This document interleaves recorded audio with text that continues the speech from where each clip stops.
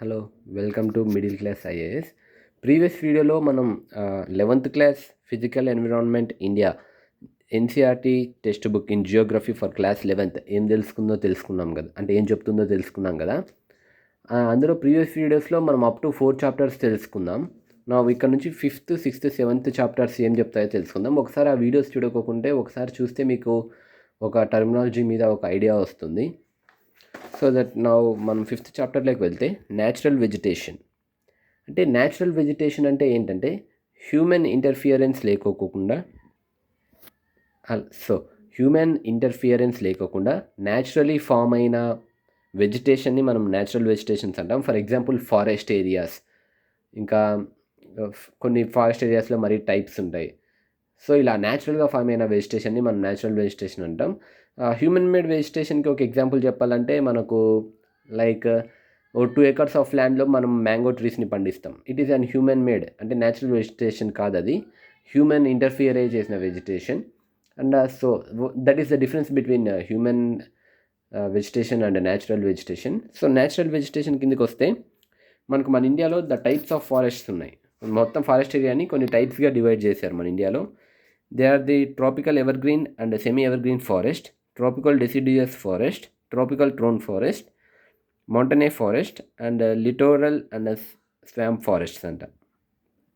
So first ఈ tropical evergreen and semi evergreen forest కిందకి వస్తే ఈ ఫారెస్ట్ అనేవి మనకు ఒక డయాగ్రామ్లో ఇక్కడ మనకి ఇచ్చారు చూడండి, ఇవి ఉన్నాయి కదా ఈ ఏరియాస్. సో ఈ ట్రాపికల్ ఎవర్గ్రీన్ ఫారెస్ట్ అనేటివి లైక్ మనకి ఈ western Ghats and some part of eastern ghat and eastern Indian hills and అలాగే మనకి ఇక్కడ అండమాన్ అండ్ నికోబార్ ఐలాండ్స్లో ఎక్కువగా ఇవి గ్రో అయ్యాయంట. వీటికి annual rainfall more than 200 centimeters పైన ఉండాలంట యాన్యువల్ రెయిన్ఫాల్. అప్పుడే అంటే కండిషన్స్, ఈ ఎవర్గ్రీన్ ఫారెస్ట్కి ఉన్న కండిషన్స్ ఏంటంటే వాటి ఒక యాన్యువల్ రెయిన్ఫాల్ 200 centimeters కంటే ఎక్కువ ఉంటుంది పర్ ఇయర్. అండ్ అలాగే ఇంకోటి ఏంటి, ట్రాపికల్ డెసిడియస్ ఫారెస్ట్. అంటే ఇక్కడ ఇంకో పాయింట్ మర్చిపోయాను, సారీ. ట్రాపికల్ ఎవర్గ్రీన్ ఫారెస్ట్లో ఇవి throughout the year greenery and dense ఫారెస్ట్గా ఉంటాయి.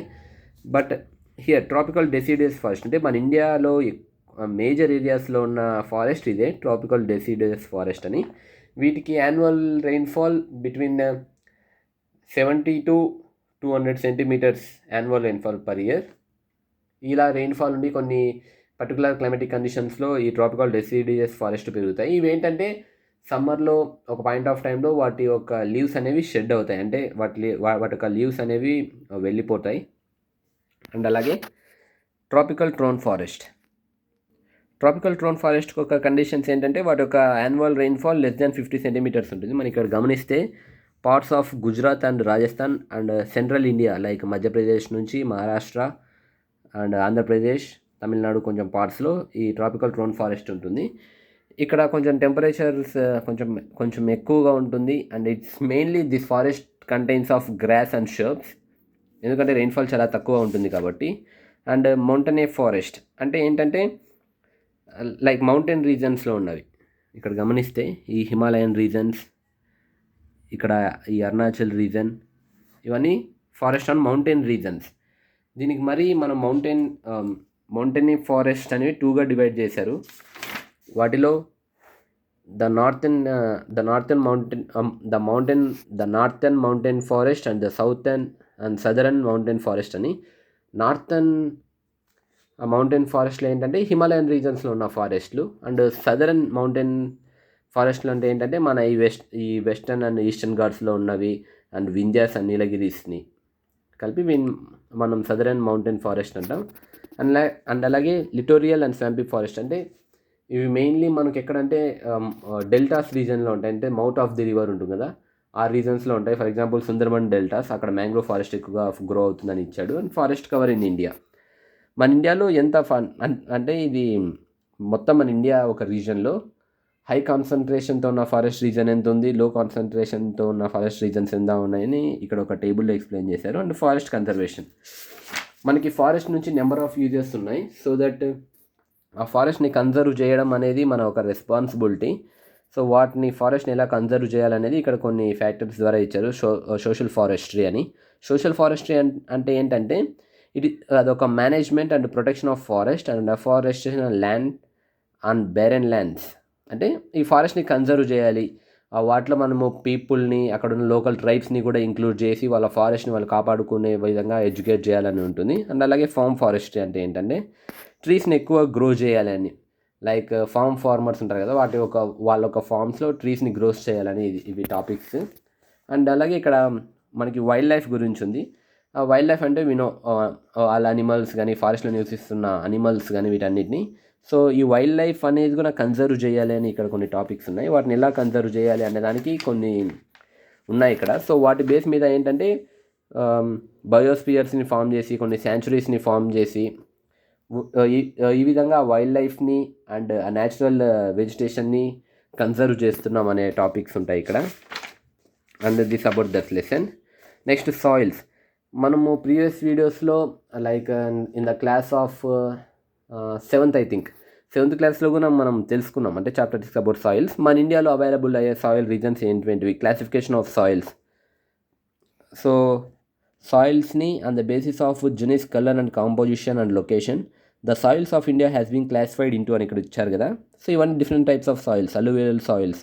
ఈ చాప్టర్ మొత్తం ఏం చెప్తారంటే ఈ alluvial soils they are very fertile and అవి ఎక్కడ లొకేట్ అయ్యి ఉంటాయి అండ్ వాటి యొక్క కాంపోజిషన్స్ ఏమేమి ఉంటాయి అనేది మనకి చెప్తారు. అండ్ బ్లాక్ సాయిల్స్ కూడా ఆ విధంగానే రెడ్ అండ్ ఎల్లో సాయిల్స్ కానీ, లేటెడ్ సాయిల్స్ కానీ, ఎరిడ్ సాయిల్స్ కానీ, సెలెన్ సాయిల్స్ కానీ, పెట్టి సాయిల్స్ కానీ, ఫారెస్ట్ సాయిల్స్ కానీ, ఈ విధంగా ఈ చాప్టర్ మొత్తం సాయిల్స్ మీద. మనము ఇప్పుడు ఎందుకు చెప్పట్లేదంటే ఆల్రెడీ మనం 7th క్లాస్ బుక్లో చెప్పుకున్నాం. సేమ్ అవి ఎటువంటి రీజన్స్లో ఉంటాయి, వాటి యొక్క కాంపోజిషన్స్ ఏమేమి ఉంటాయి అనేది దాని గురించి ఇక్కడ ఎక్స్ప్లెయిన్ చేశారు. అండ్ అలాగే సాయిల్ కన్జర్వేషన్ జరగాలి ఎక్కువ by the factors of wind and by the factor of water వల్ల సాయిల్ ఎరోట్ అవుతుంది అండ్ అలాగే ల్యాండ్ డిగ్రేడేషన్ జరుగుతుంది. సో దట్ అగ్రికల్చర్ అవుట్పుట్ తగ్గడం కానీ, సాయిల్ తన ఫర్టిలిటీని కోల్పోవడం కానీ, ఇవన్నీ చాలా జరుగుతున్నాయి. సో దట్ సాయిల్ని కన్జర్వ్ చేయాలి, ప్రొటెక్ట్ చేయాలి. వాటి కోసం కొన్ని మెథడ్స్ ఉంటాయి, లైక్ టెర్రస్ ఫార్మింగ్ అని, ఇలా వాటి గురించి ఇక్కడ ఎక్స్ప్లెయిన్ చేశారు. And now the last chapter in this బుక్లోకి వస్తే natural hazards and disasters. First ఈ 7th chapter natural hazards and డిజాస్టర్స్లో మనం వాటి మీనింగ్స్ అనేవి ఏంటో కొంచెం బ్రీఫ్గా తెలుసుకుందామండి. ఇప్పుడు న్యాచురల్ హజార్డ్స్కి, డిజాస్టర్స్కి మీనింగ్ ఏంటంటే, నా టెర్మినాలజీలో నేను చెప్తున్నాను, మీకు కొంచెం ఈజీ వేలో అర్థం అవ్వడానికి. న్యాచురల్ హజార్డ్స్ అనేవి ఒక ఫినామినా, అంటే నేచర్లో రెగ్యులర్గా జరిగే ఒక ఫినామినా, లైక్ అర్త్క్వేక్ కానివ్వండి, లైక్ సునామీస్ కానివ్వండి, ఇవన్నీ న్యాచురల్లో జరిగే అంటే నేచర్లో జరిగే ఒక ఫినామినా, ఒక ప్రాసెస్.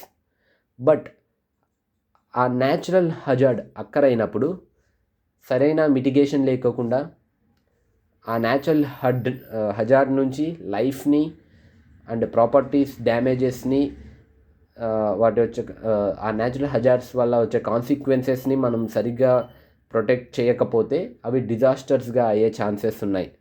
సో డిజాస్టర్స్లో ఎక్కువగా లాస్ ఆఫ్ లైఫ్ కానీ, లాస్ ఆఫ్ ప్రాపర్టీ కానీ జరుగుతుంది. న్యాచురల్ హజార్డ్స్లో అదొక ఫినామినా. వాటిని మనం సరిగ్గా ట్రీట్ చేయకపోతే, అంటే సరిగ్గా మిటిగేషన్ చేయకపోతే అవి డిజాస్టర్స్గా అయ్యే ఛాన్స్ ఉన్నాయి. సో న్యాచురల్ హజార్డ్స్ వల్ల లైఫ్ కానీ, ప్రాపర్టీ కానీ డ్యామేజ్ అయ్యే ఛాన్సెస్ ఉన్నాయి if there is no proper mitigation. అంటే ఇక్కడ కొంచెం బ్రీఫ్గా న్యాచురల్ హజార్డ్స్కి, డిజాస్టర్స్కి ఒక డిఫరెన్స్ ఏంటో చెప్పడానికి ట్రై చేశాను. అండ్ మన లెసన్ లేకపోతే ఇక్కడ వాట్ ఈస్ ద డిజాస్టర్ అని ఉంది కదా, ఇది ఒకసారి చదువుతాను చూడండి. Disaster is an undesirable occurrence. ఎవరు అంటే అది రావాలని కోరుకోరు కదా, సో అన్డిజైరబుల్ అకరెన్స్.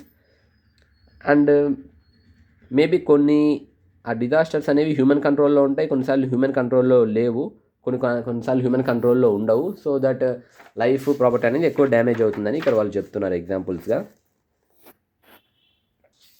ఈ టాపిక్లో వస్తే classification of natural disasters. So మనకి క్లాసిఫికేషన్ ఆఫ్ న్యాచురల్ డిజాస్టర్స్లో గమనిస్తే అట్మాస్ఫిరిక్ కండిషన్స్లో వచ్చే డిజాస్టర్స్ లైక్ బ్లిజర్స్ కానీ, thunder storms, lightnings, tornadoes, tropical cyclones, drought, hail storm, fog, heat waves or cold waves etcetera. Terrestrial అంటే అర్త్ మీద వచ్చేటివి earthquakes, volcanic eruptions, landslides, avalanches, subsidence, soil erosions. Aquatic అంటే ఓషన్స్లో వచ్చే many floods, అంటే aquatic water base మీద floods, tidal waves, ocean currents, storms and tsunami. అంటే biological మీదకి వచ్చేవి లైక్ కొన్ని diseases and infections like fungal, bacteria and viral diseases such as bird flu, dengue etcetera. ఇవన్నీ కొన్ని న్యాచురల్ డిజాస్టర్స్. అలాగే కొన్ని హ్యూమన్ మేడ్ డిజాస్టర్స్ కూడా ఉంటాయి. ఫర్ ఎగ్జాంపుల్ ఎఫారెస్టేషన్ ఎక్కువ చేయడం వల్ల కానీ. And main human made disaster గురించి మాట్లాడుకోవాలంటే ఇండస్ట్రియల్ డెవలప్మెంట్ కోసమని హ్యూమన్స్ చేసే కొన్ని యాక్టివిటీస్ అవి నేచర్కి, లైఫ్కి చాలా స్పాయిల్ అవుతాయి. అవి డిజాస్టర్స్గా అయ్యే ఛాన్సెస్ ఉన్నాయి. For example Bhopal gas disaster ఉంది కదా, అది ఒక ఎగ్జాంపుల్ హ్యూమన్ మేడ్ డిజాస్టర్స్కి. సో కొన్ని మన ఇండియాలో అక్కరైన న్యాచురల్ డిజాస్టర్స్ అండ్ హజార్డ్స్ గురించి డిస్కస్ చేద్దాం. అర్త్క్వేక్స్.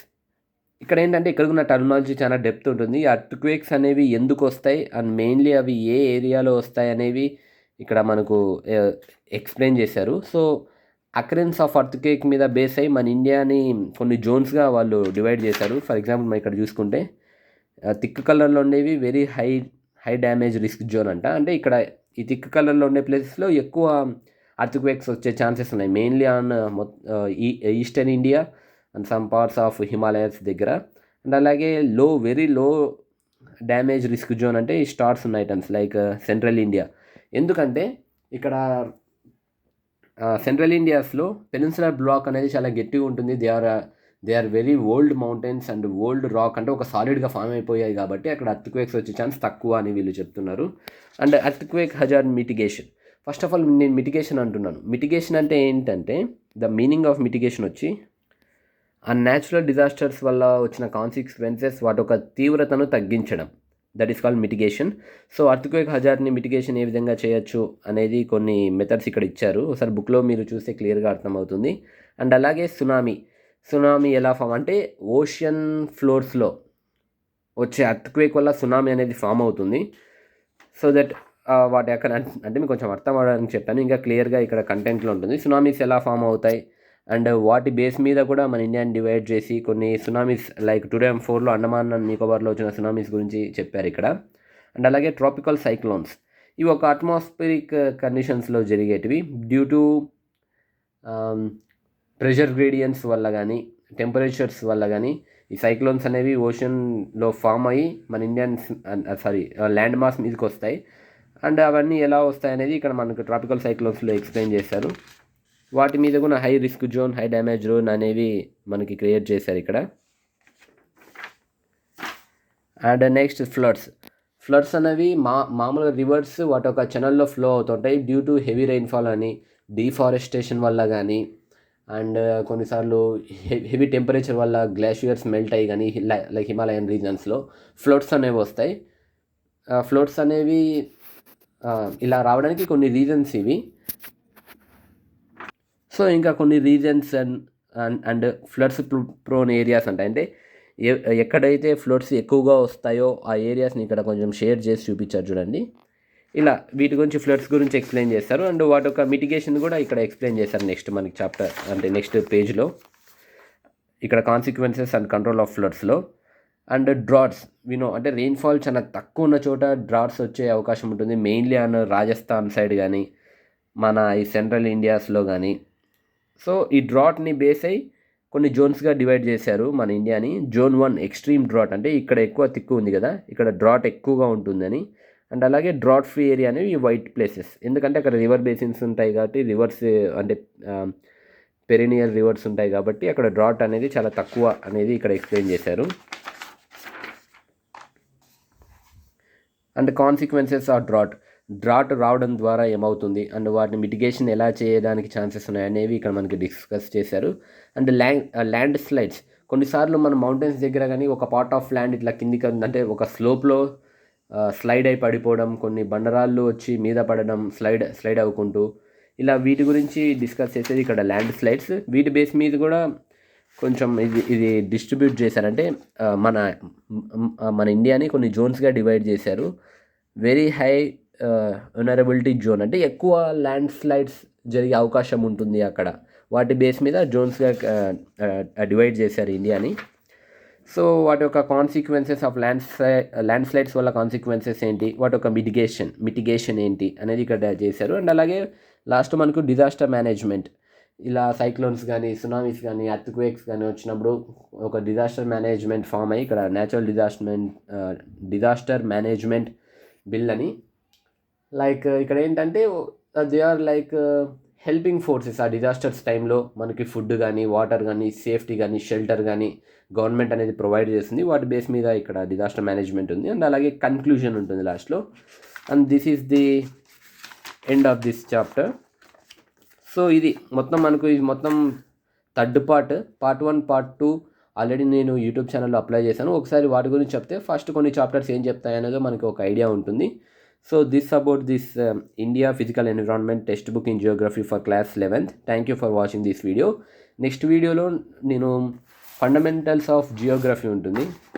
అంటే ఇది కూడా 11th క్లాస్ బుక్కే, ఫండమెంటల్స్ ఆఫ్ ఫిజికల్ జియోగ్రఫీ. వీటి గురించి నేను నెక్స్ట్ వీడియోలో మీకు చెప్పడానికి ట్రై చేస్తాను. Thank you for watching.